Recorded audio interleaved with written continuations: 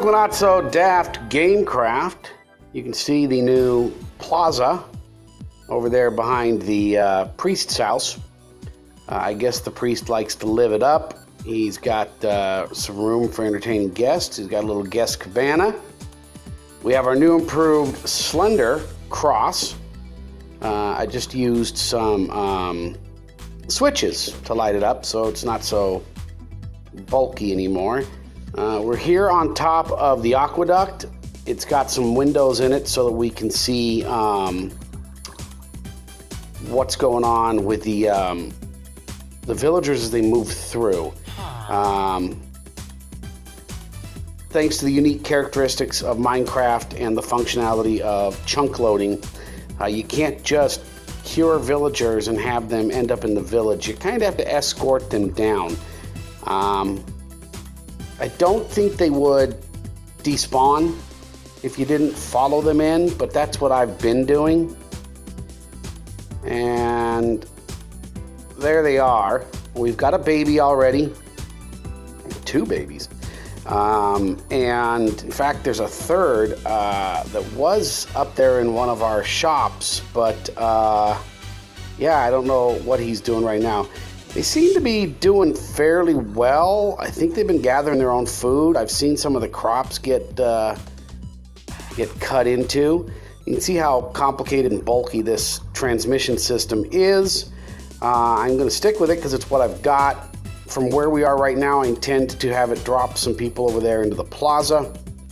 I intend to have it drop some people over there into the shops. But it is doing its job pretty well. Let's show some video of how we got to where we are. Okay, so I think, as awkward as it is, we may need a permanent source of water. This is going to be unusual.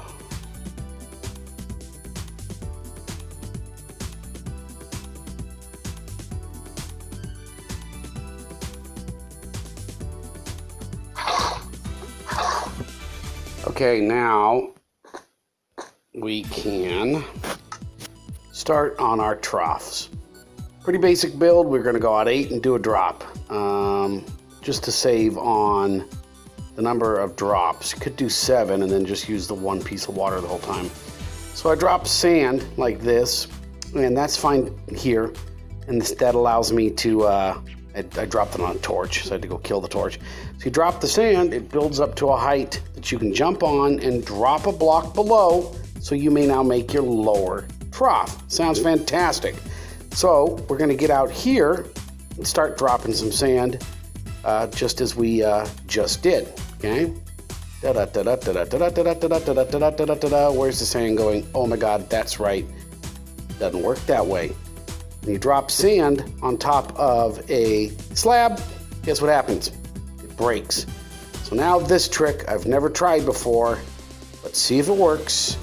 I'm just going to drop into the water, patiently drop down, add my stone, and oh my God, that worked! Yeah, that worked!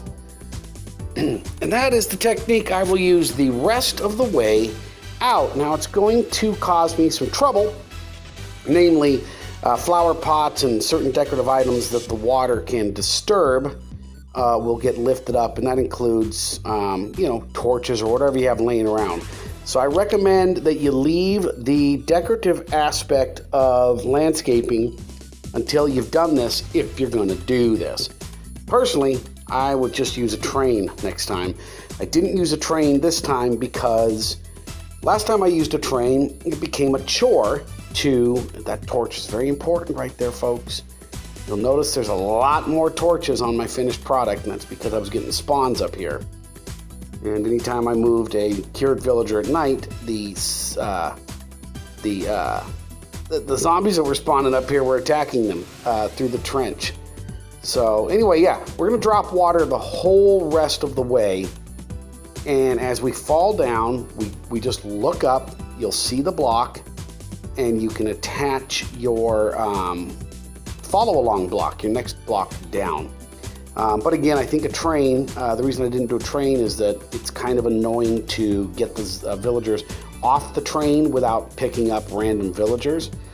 This does have that going for it. There are no random pickups. This trough works without interfering with everybody down below.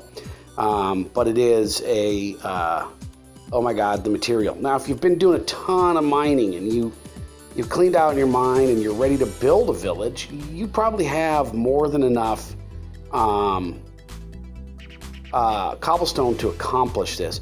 So we're gonna do one more bucket drop test thingy, you know, and then we'll move on. All right, we drop, that's the edge of the block, add our block, and just swim back up. Easy peasy lemon squeezy. Let's fast forward. I thought about cutting this short or editing it or not including, you know, each of these extensions, but I wanted you to see that it's not, there's no trickery here, there's no mods or commands or anything like that. I did edit out the times I dropped down and went and got more supplies, or dropped down and went to bed, because I worked through quite a few nights and I was attracting the phantoms and I didn't feel like getting shot. So we just march along. Da da da da da da da da da da. Hey, da da da da da da. Count out block 8. Okay. Drop. Oops. There's one where I was able to swim back up that one. But we drop our block, drop ourselves down, and march along. Like I said, man, I'd probably just do a train next time. Bring the guys out. Use an activator rail to kick them out of the system. And, you know, occasionally, yeah, you'll pick up a random villager who's in the wrong area. I don't know why we can't knock guys out of the rail and have them drop a block, but they don't. They just stand on the train tracks. So yeah, this does work, but boy, look at that. I mean, look how many blocks I have to set for every movement of 8. Think about that compared to just a train line, you know? I feel like I have to keep talking, by the way. I did learn something new. When you drop water onto a block, or when you touch a block and use your bucket, the type of block you're doing that to does matter. So that water flows down, lands on top of those slabs, and behaves just like normal. If you tap a slab while holding a water bucket, it's a very different animal. It will actually go through the slab and wind up below. I wiped out an awful lot of my landscape illuminating torches that are below those sandstone slabs down there, and I included a little bit of a video on that at the end of this one here when we get the tower, the drop tower built, to show you. It took me a while to figure out what was happening. I was like, how can water flow across slabs, no problem, and then suddenly it's underground and wiping out my torches? And the trick is you just can't touch a slab holding a bucket. So I wanted to bring them over here to the very back of the facility. I figured they'd wander a little bit. They aren't filling out as much as I want. I need them over there by the church, and I need them over by the saloon and the market. So we will modify this thing. We got to tear it apart anyway, so why not, you know, make it work for us. Built a little drop chute and a little collector trough for them here to land on. And this is where I learned my lesson. I dropped the water right there, and okay, presto, it went through. So now I got to go and trench out, collect all my torches. Oh, I'm telling you, those are all the blocks down there, the profession blocks for the villagers to use. And guess what they do? They stare through the ground. It's kind of creepy, but it saves me having blocks all over the village. They're hidden down here, which is nice. I have them for accents, and I will add some more for accents, but yeah, I had to go down and collect and fix all of that. All right, So this is the drop site. I even got the water flowing in the direction I want the guys to kind of come out and head into the village. So it's here, it works, it's a lot of stuff, a lot of blocks. Why don't we go see how well it works? Okay, so it's up, it's running, we've dropped a few zombies, and I've got a clear block here that I can use to block the chute if I get a villager to come through. So let's see if we can get a villager to come through. Okay, bad guy, bad guy, bad guy, bad guy, bad guy, bad guy. Lots of bad guys, lots of extra stuff like even baby zombies because we didn't build a filter. And finally, here comes the guy. Here comes the star of the show. Here comes the one you're waiting on. This guy, Steve. All right, so we block Steve in and we run around kind of crazy because we forget what we're doing. Let's turn some lights on. And do we have the apples? Let's see. I have potions. No apples. Okay, back with the apples. All right, splash potion. Point at him and pop. Okay, we get it too, but it's not that bad an effect. Now then, you feed him the apple. It says cure. And you wait. Let's speed it up. And what feels like 10 hours later, you get a cured villager who looks something like that. All right, so then you get disappointed because look at that. Flick the lever back and forth, nothing. What's going on? Well, I did figure it out. If there's a block above his head, he won't go forward. He needs to be able to jump. So we're going to have to fix that and readjust the trap that stops the guys from falling so that our buddy can go ahead and move along. Right now, we'll use a bucket of water. Okay, so we made a couple of changes. We moved our stopper block up one, and we got rid of these two blocks right here. So now the guys can jump. So this should work. Added some lava, so when the little guys fall through the fence post, they burn up down there. I put this sign in so that they can see me through this block of water, which they can.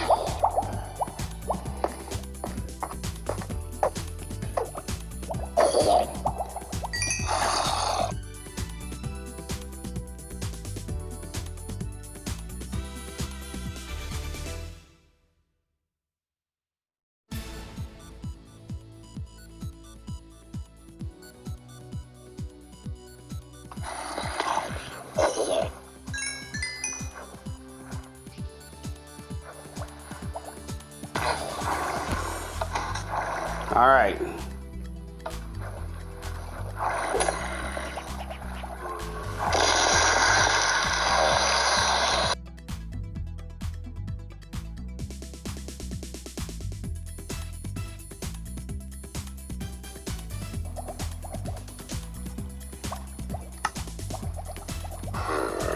I have a theory I want to test.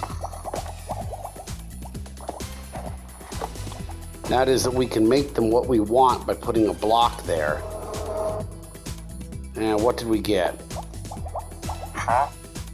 Fletcher, by putting a fletching table there. How you like that?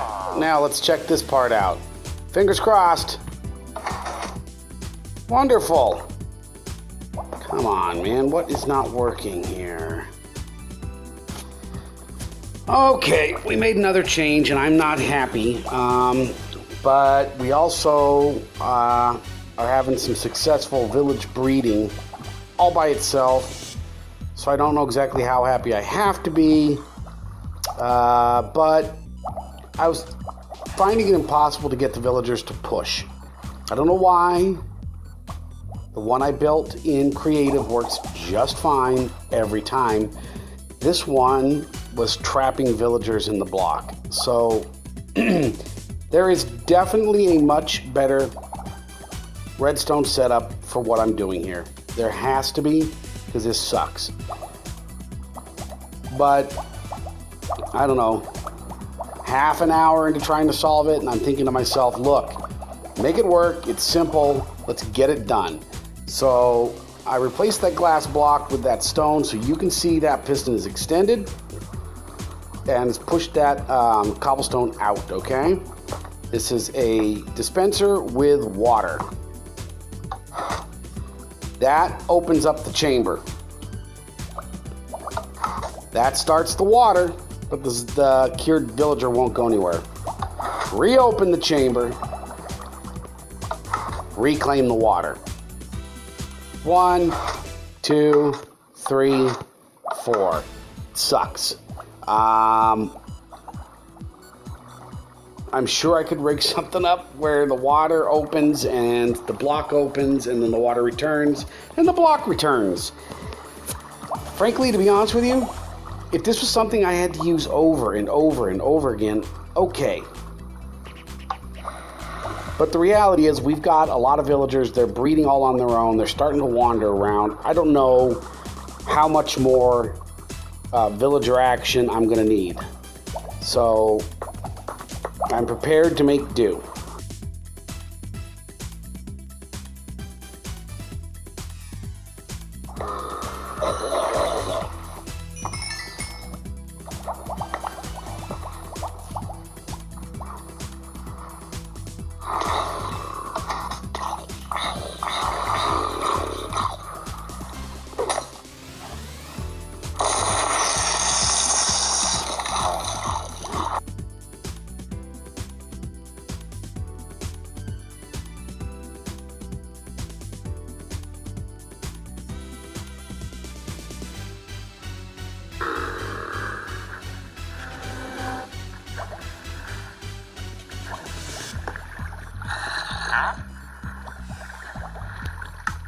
Cartographer, you failed me.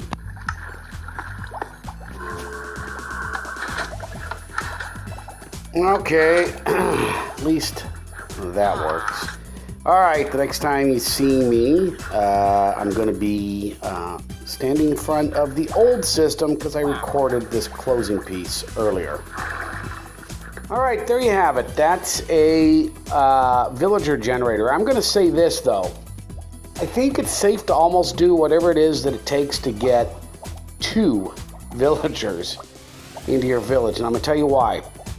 They're breeding over there. You give them crops to work, occasionally drop food for them, and plenty of profession blocks, and they will migrate around. They almost seem to follow the profession blocks. So you could leave like a breadcrumb trail of certain profession blocks and kind of guide them around. They seem to go from one block to the other. They've explored what I would call the east and the west end of the village. They haven't really gone over to the tavern, saloon, and they haven't gone over to the small mesa dens and the church. So I'm probably going to be dropping a few over there, walling them in so they kind of hang out and get used to it. Until then, thank you for watching Not-So-Daft Gamecraft, where I have been Gosub and you've been great.